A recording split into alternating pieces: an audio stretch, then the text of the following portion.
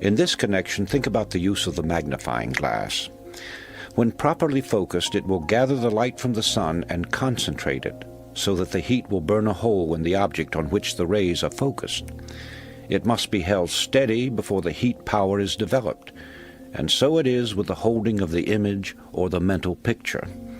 However, it is very difficult for the average person to concentrate for any length of time, to say nothing of holding on to a mental picture for any great period.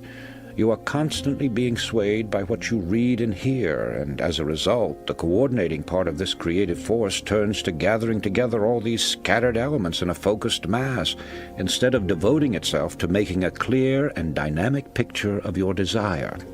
Often I have thought of this matter of desire and suggestion in connection with the planting of vegetable or flower seeds.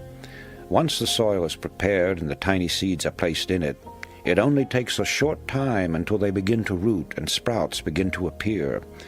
The moment they start upward through the soil in search of light, sunshine, and moisture, obstacles mean nothing to them. They will push aside small stones or bits of wood, and if they can't do that, they'll extend themselves and grow around them. So it can be with you and the suggestions you give to your subconscious mind. The results will be pure or complex, depending upon the original seed and the attention which you give it. In other words, plant the right kind of seed, and habitually feed it with strong affirmative thought, always directed toward the same end. It will grow into a mighty force, finding ways and means of overcoming all obstacles.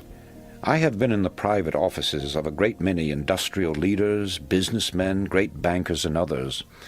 Long before this magic of belief was understood by me, I was impressed with the pictures, photographs, slogans, bits of statuary, and so forth which were to be found in the inner sanctums of great firms.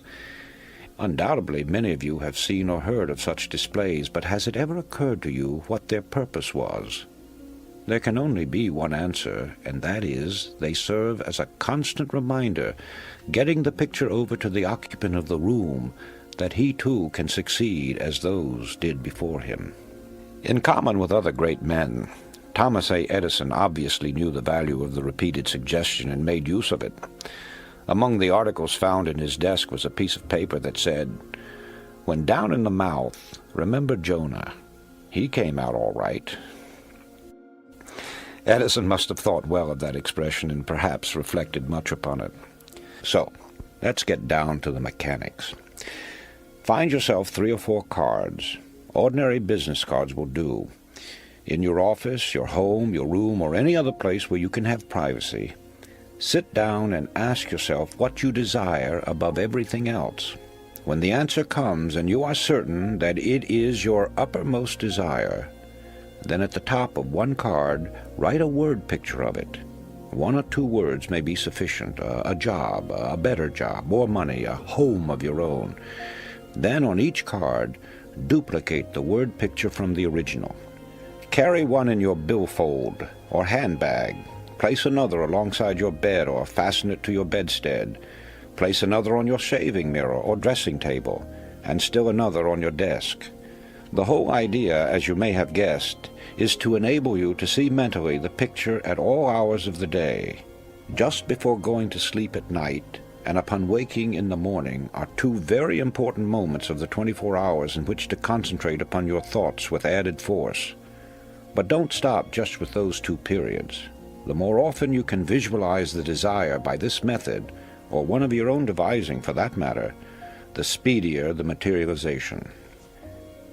At the start, you may have no idea of how the results are to come. Don't worry. Just leave it to the subconscious mind, which has its own ways of making contacts and of opening doors and avenues that you may never even have thought of. You will receive assistance from the most unexpected sources,